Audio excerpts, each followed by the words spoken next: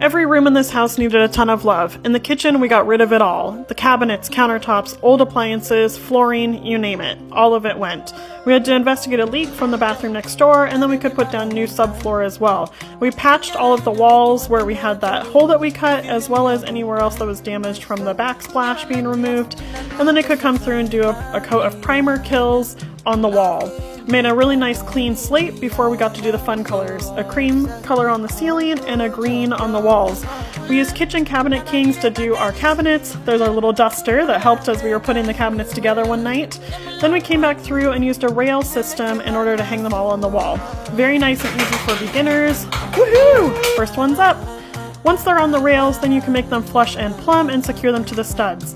Before installing the lower cabinets, I installed a vinyl sheet flooring. This was really nice as a beginner and very straightforward in order to install. I used the Henry 647 Plum Pro adhesive and then a really heavy roller. Made it easy to see where I put down the adhesive, but also sticks for forever. Then we installed the lower cabinets and secured them to the walls, tested out the butcher block countertops, and cut the hole for the sink. Sealed all of that with water locks, tested out the new sink and the vent hood, as well as the new stove to make sure it was all functioning beautifully. Installed the new handles, and voila! We've got a brand new kitchen that looks fabulous.